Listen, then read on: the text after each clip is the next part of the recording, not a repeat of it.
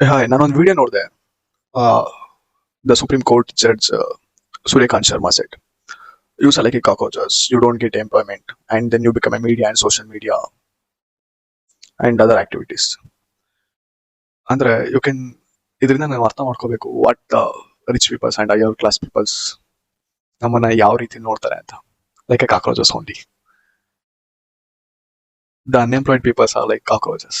He literally said that.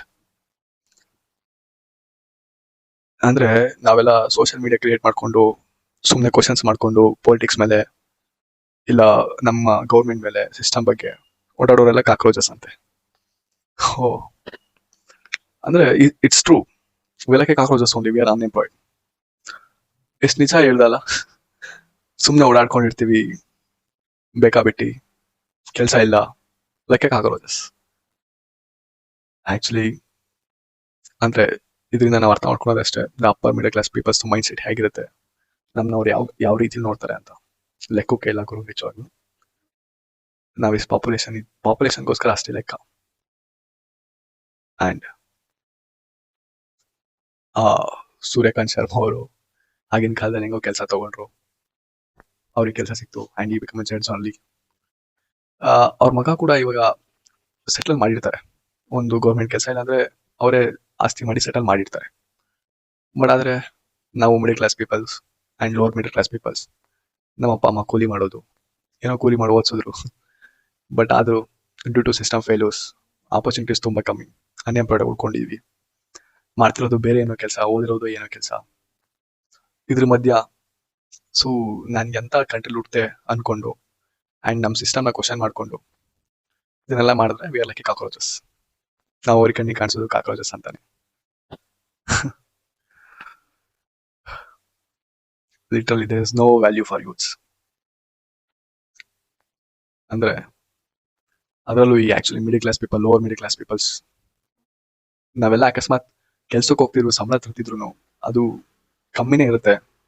But ನಮ್ಮ ಸರ್ವೈವಲ್ಗೋಸ್ಕರ, ನಾವು ಕಂಟ್ರಿಗೋಸ್ಕರ ಒಂದು ಕಾಂಟ್ರಿಬ್ಯೂಷನ್ ಅಂತ ಇಲ್ವೇ ಇಲ್ಲ. Just like survival. ದುಡಿದಾರೆ, ಬದುಕ್ತಾ ಇದ್ದಾರೆ, ಜೀವನ ಮಾಡ್ತಾ ಇದ್ದಾರೆ ಅಷ್ಟೇ. ನಮ್ಮಿಂದ ಕಂಟ್ರಿಗೂ ಏನು ಯೂಸ್ ಇಲ್ಲ, ಕಂಟ್ರಿಯಿಂದ ನಮಗೂ ಏನು ಯೂಸ್ ಇಲ್ಲ. ಅಂದ್ರೆ the system built like that only. ಇಲ್ಲಿ ರಿಚ್ ಪೀಪಲ್ಸು ಮತ್ತೆ ಸೆಲೆಬ್ರಿಟೀಸು ಮತ್ತೆ ಫೇಮಸ್ ಪರ್ಸನ್ಸು ಅಷ್ಟೇ ಈ ಕಂಟ್ರಿನ ಬಿಲ್ಡ್ ಮಾಡಿರೋದು. ಯಾವ್ದೇ ಥರ ಅವ್ರು ಮಾತ್ರ ಚೆನ್ನಾಗಿ ಬದುಕೋಕ್ಕಾಗೋದು, ನಾವೆಲ್ಲ ಸರ್ವೈವ್ ಮಾಡ್ಬೇಕಷ್ಟೇ. ಇರೋದ್ರಲ್ಲಿ ಕೆಲಸ ಹುಡಿಕೊಂಡು ಆ ಸರ್ವೈವಲ್ಸ್ ಒಂದು ತಿಂಗಳು ಸಂಬಳ ಕಾಯ್ಕೊಂಡು ಅದಕ್ಕೆ ಕಮಿಟ್ಮೆಂಟ್ಸ್ ಇಟ್ಕೊಂಡು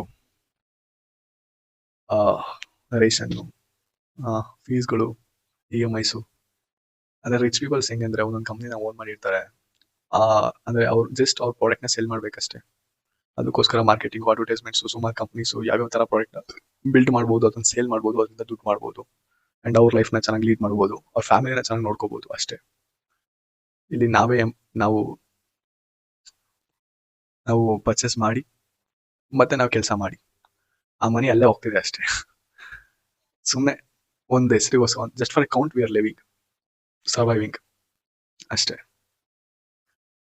ಸೊ ಇದಾದ್ಮೇಲೆ ಸಮ್ ಆಕ್ಟಿವಿಟಿಸ್ಟ್ ಅವ್ರು ಹೇಳ್ದಂಗೆ the unemployed who all are activities they created one Janata party, cockroach Janata party. And ಆ ಪಾರ್ಟಿಲಿ ಕೆಲವೊಂದು ಇದಿದೆ, ಅಂದ್ರೆ agenda. Cockroach Janata party agenda ಇದೆ. ಏನಂದ್ರೆ ಜುಡಿಷಿಯಲ್ ರಿವಾರ್ಡ್ ಸಿಗಬಾರ್ದು, ಅಂದ್ರೆ ಅವ್ರು ಅದಾದ್ಮೇಲೆ ರಿಟೈರ್ಮೆಂಟ್ ರಿವಾರ್ಡ್ ಸಿಗುತ್ತಲ್ಲ, ಅದು ಸಿಗಬಾರ್ದು. ಗಾರ್ಡ್ ಎವ್ರಿ ವೋಟ್ನ ಗಾರ್ಡ್ ಮಾಡಬೇಕು. ಮತ್ತೆ 50% ವುಮೆನ್ಸ್ಗೆ ಪಾರ್ಲಿಮೆಂಟಲ್ಲಿ ಸೀಟ್ಸ್ ಕೊಡಬೇಕು. Decorporatize media and ban party switching ಮಾಡಬೇಕು 20 years ತನಕ. ಯಾರು ಪಾರ್ಟಿಯಿಂದ ಪಾರ್ಟಿಗೆ ಸ್ವಿಚ್ ಆಗ್ತಾ ಇರ್ತಾರೆ ಅದೆಲ್ಲ. Does this really helpful for A real cockroaches? ಅಂದ್ರೆ ನಾವೆಲ್ಲ ಯಾರು ಅನ್ಎಂಪ್ಲಾಯ್ಡ್ ಆಗಿದ್ದೀವಿ, ಯಾರೆಲ್ಲ ಇನ್ನೂ ಕೆಲಸ ಹುಡುಕ್ತಾ ಇದ್ದೀವಿ, ಅಂದ್ರೆ the judge really talk about these cockroaches only. ಯಾರು ಈ ಸೋಷಿಯಲ್ ಮೀಡಿಯಾದಲ್ಲಿ ಈ ತರ ಪೇಜ್ಗಳನ್ನ ಕ್ರಿಯೇಟ್ ಮಾಡ್ಕೊಂಡು ಈ ಪೊಲಿಟಿಕಲ್ ಪಾರ್ಟೀಸ್ನ ಇಲ್ಲ ಪೀಪಲ್ಸ್ನ ಕ್ವಶನ್ಸ್ ಮಾಡ್ಕೊಂಡು ಅವ್ರ ಸ್ಟೇಟ್ಮೆಂಟ್ಸ್ನ ಮಾತಾಡ್ತಾ ಇರ್ತಾರೋ ಅವ್ರ ಬಗ್ಗೆನೇ ಮಾತಾಡಿದ್ದು, ಅವ್ರನ್ನೇ ಕಾಕ್ರೋಚಸ್ ಅಂತ ಕರೆದಿದ್ದು. ಬಟ್ ನನ್ನ ಪ್ರಕಾರ real cockroaches the unemployed peoples like me and ನನ್ನ ಫ್ರೆಂಡ್ಸ್ ತರ ಇನ್ನೂ ಕೆಲಸ ಹುಡಿಕೊಂಡು ಸರ್ವೈವಲ್ಗೋಸ್ಕರ.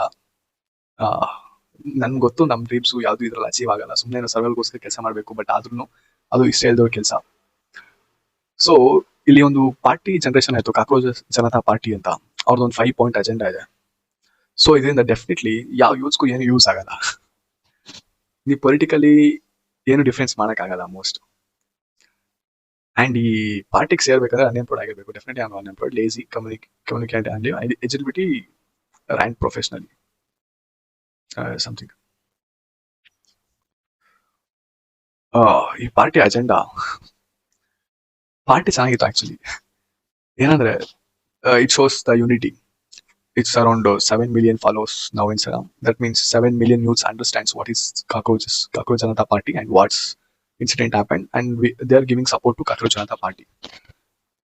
ಅಂದ್ರೆ ಇದರಿಂದ ಈ ಅನ್ಎಂಪ್ಲಾಯ್ಮೆಂಟ್ ಸಾಲ್ವ್ ಆಗಲ್ಲ. ಆಮೇಲೆ ಯಾರಿಗೂ ಏನು ಯೂಸ್ ಆಗಲ್ಲ. 50% parliament for women's, that's for use for women's. ಈ ಪಾರ್ಟಿಸಿಪೇಷನ್ ಇದ್ರೆ ಡೆಫಿನೆಟ್ಲಿ 50% ಸೀಟ್ ಸಿಕ್ಕೇ ಸಿಗುತ್ತೆ. ಇವಾಗ ಫಸ್ಟ್ ನೀನು ವುಮೆನ್ಸ್ಗೆ ವೋಟ್ ಹಾಕಿದ್ರೆ ಆ ಪಾರ್ಟಿಸಿಪೇಷನ್ ಅಂದ್ರೆ ನಿಲ್ಲೋಕೆ ನಿಂತರೆ ತಾನೇ ಪಾರ್ಟಿಸಿಪೇಷನ್ ಸಿಗೋದು. ಸರಿ ಆಯ್ತು, ಇದೆಲ್ಲ ಮಾತಾಡೋದ ಅಂದ್ರೆ ಇಲ್ಲೊಂದು ಪಾರ್ಟಿ ಅಂತ ಫಾರ್ಮೇಶನ್ ಆಯ್ತು. But I feel that's not a proper use of for the agendas are not right.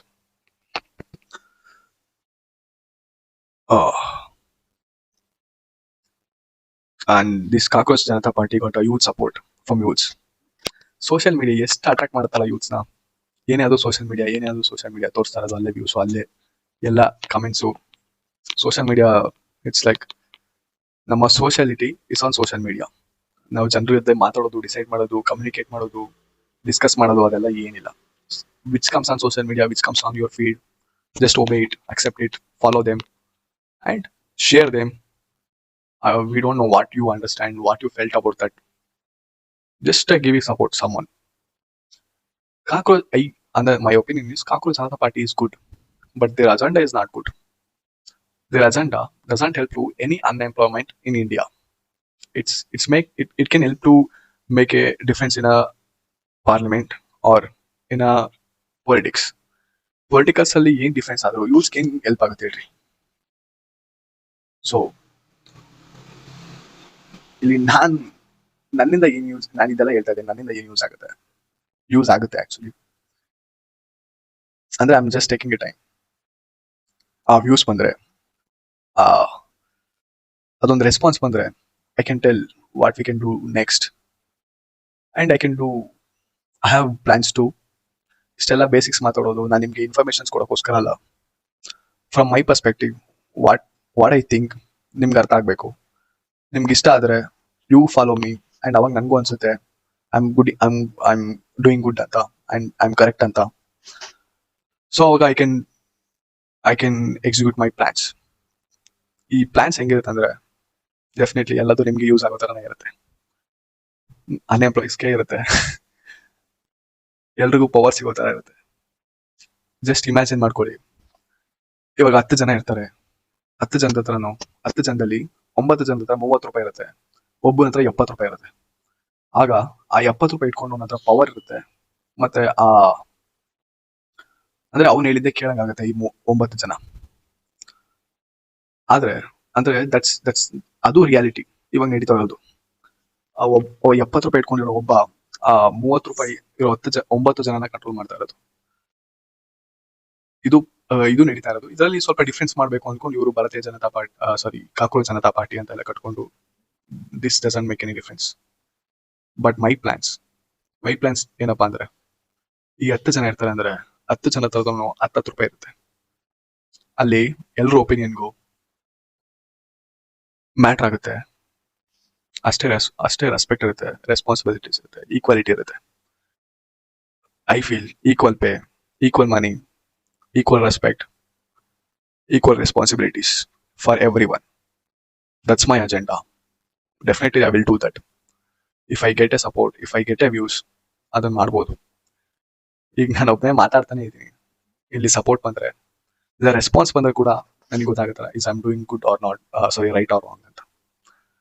Let's see, ಇದು ನಿಮ್ಗೆ ಅರ್ಥ ಆಗುತ್ತಾ ಇಲ್ಲೋ ಅನ್ನೋದೇ ಅರ್ಥ ಆಗುತ್ತೆ. ಬಟ್ ಅದು ರೆಸ್ಪಾನ್ಸ್ ಮಾಡೋಕೆ ಯಾರು ರೆಡಿ ಇರಲ್ಲ ಅಷ್ಟೇ. Okay, thank you.